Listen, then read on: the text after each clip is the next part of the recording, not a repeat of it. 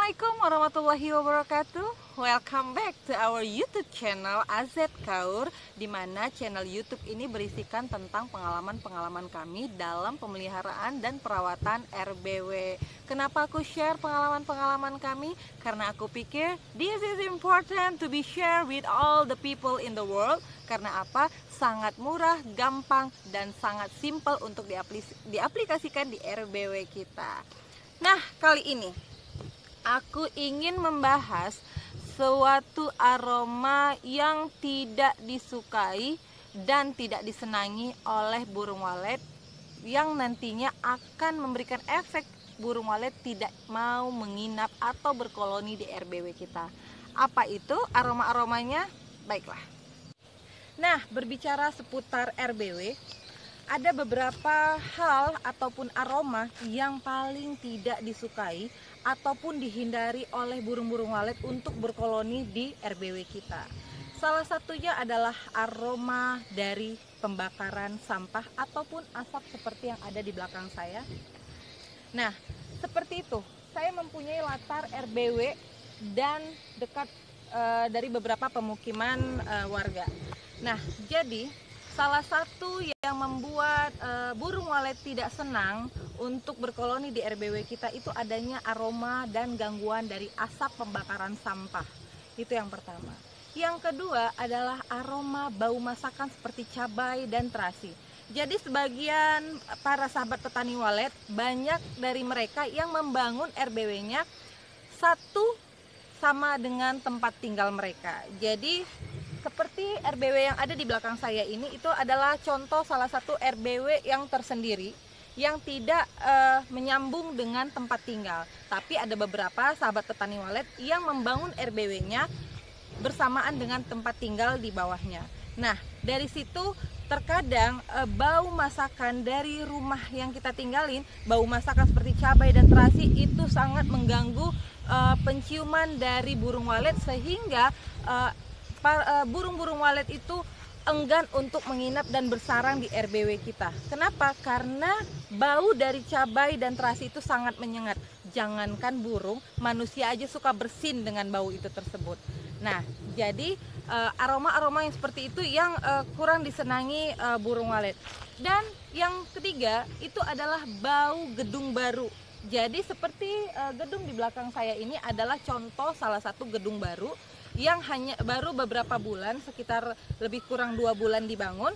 Nah, jadi aroma dari gedung baru itu sendiri itu kurang disenangi oleh burung walet. Kenapa? Karena dari bahan semen, bahan kimia, batu bata, dan pasir dan lain-lainnya itu mengganggu burung walet untuk menginap, serta hampir membuat sarang pun tidak mau di gedung tersebut. Nah, kali ini di video ini aku mau berbagi pengalaman bagaimana cara mengatasi wangi-wangian yang tidak sedap yang tidak disukai burung walet itu hilang tanpa jejak. Mau tahu apa rahasianya? Stay tune. Alright, aku punya resep gitu yang akan aku bagikan kepada semua sahabat petani walet yang ada di seluruh dunia. Yang nonton video aku akan kasih apa rahasianya. Aku punya satu parfum fermentase dari kotoran walet dan fish oil. Jadi aku bakalan kasih tahu kalian bagaimana cara pembuatan parfum fermentase itu, sehingga nanti parfum itu akan disemprotkan dan diaplikasikan ke RBW kita, sehingga segala bau yang tidak disukai walet itu hilang musnah, terhempas jauh. Mau tahu apa caranya dan bagaimana cara pembuatannya? Stay tune. Nah, sampai kita pada segmen atau part di mana saya akan sharing bahan-bahan dan alat yang saya butuhkan untuk membuat aroma yang nantinya aroma itu bisa mengatasi burung walet untuk nginap di RBW kita. Nah, tadi sebelumnya saya sudah sampaikan kepada sahabat petani walet bahwa saya akan membuat satu adonan yang akan mengeluarkan aroma bau yang nantinya burung walet senang untuk nginep di RBW yang baru. Ingat ya, ini saya khusus buat adonan fermentase khusus untuk RBW baru yang mungkin bau gedung itu masih bau semen atau sebagainya. Nah, adapun RBW lama yang belum berkoloni ataupun belum diinapin walet, adonan ini atau fermentasi ini bisa menjadi salah satu solusi untuk disemprotkan di RBW Anda, yang nantinya kita mengharapkan burung walet senang untuk atau nyaman untuk berkoloni di dalam RBW kita. Karena apa? Karena adonan ini kita membuat suatu keadaan sama atau mirip dengan habitat burung walet itu sendiri. Oke, saya akan nggak panjang-panjang lagi, saya akan tunjukin apa-apa saja yang saya butuhkan untuk membuat satu adonan fermentasi ini. Yang pertama, saya membutuhkan alat, tong dan beberapa jerigen-jerigen ukuran 5 liter. Oke, tong ini ataupun wadah yang bisa tertutup rapat, bebas ya, sahabat petani walet itu bebas apa aja wadahnya, asalkan dia bisa tertutup rapat. Dan sebelumnya sahabat petani walet harus menggunakan keran. Jadi air yang di sini bisa mengalir. Kita tidak buat keran ini sampai ke bawah, karena apa? Kita menghindari adanya endapan yang nantinya akan kita keluarkan dari keran ini. Oke, kemudian setelah tong ini saya butuh beberapa jerigen untuk nantinya saya ambil hasil dari fermentasi tersebut. Tapi sebelumnya saya akan jelaskan dulu dari step awal. Kemudian saya butuh yang namanya kotoran walet atau dengan kata lain tai walet. Tapi dengan catatan tai walet atau kotoran walet itu harus baru. Karena kenapa? Kalau tai walet yang kering atau yang sudah lama itu kurang menyengat aroma baunya, jadi sehingga nantinya mempengaruhi hasil dari fermentasi yang kita buat. Kemudian kita butuh air. Tetap seperti video yang sebelumnya, air yang kita butuhkan adalah air sumur ataupun air hujan. Tidak boleh menggunakan air pump. Karena apa? Itu tadi, air pump memiliki bahan kimia yang nantinya juga akan mempengaruhi proses fermentasi kita.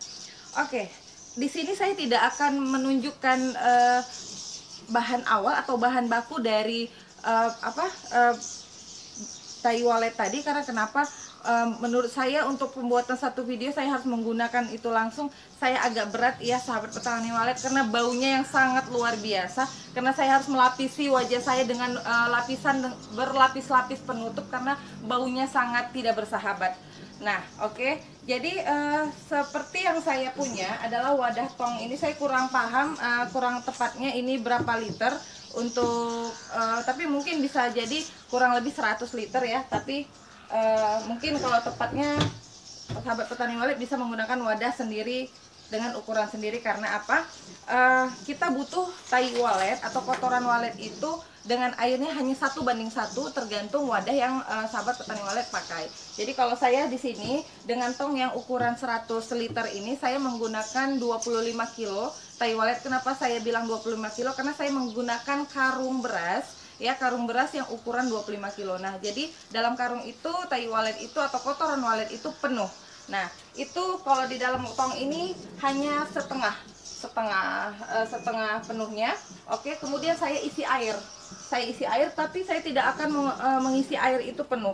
Jadi sebelumnya tai walet itu ada setengah dari tong ini, kemudian berikutnya saya isi air sampai batas ini. Kenapa? 10 cm dari atas dari penutup saya longgarin, karena nantinya pada saat proses fermentasi ini berlangsung ataupun terjadi, dia akan mengembang, akan naik. Jadi saya memang nggak boleh isi air terlalu penuh, karena nanti saya butuh ruang untuk dia mengembang. Nah, oke. Jadi nanti pada saat fermentasi ini berhasil, dia akan mengembang hingga full.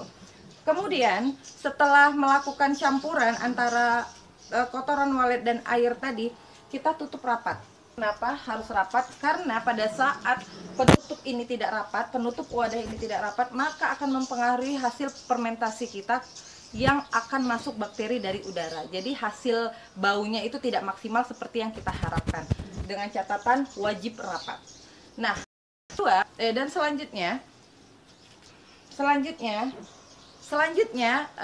setelah itu kita tunggu selama 2 minggu ataupun 14 hari.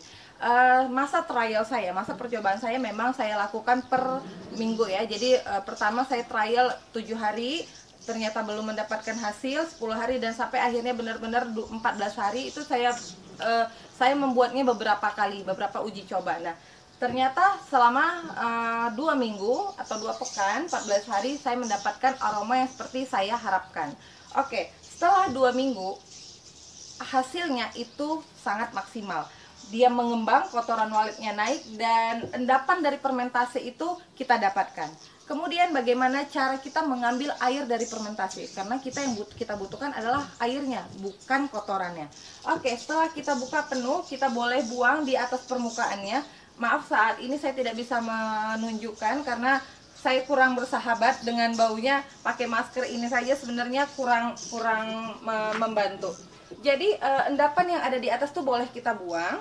Oke, mungkin ada beberapa yang tersisa menggenang di atas permukaan. Kita buka dan kita ambil airnya melalui keran ini tadi. Oke, kita butuh satu penyaringan dan satu wadah corong untuk menyaring. Anggap ini adalah jerigen yang saya pakai.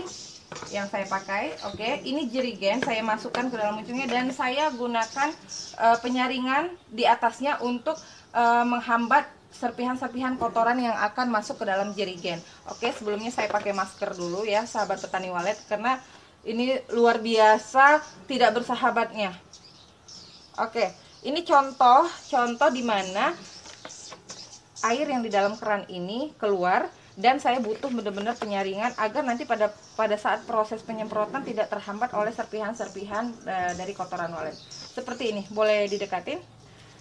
Jadi maaf tadi saya ulangi, anggap ini jerigen, saya masukin corong ke dalam muncung jerigen dan di atasnya saya letakin penyaringan. Oke, nah seperti itu ya kurang lebih.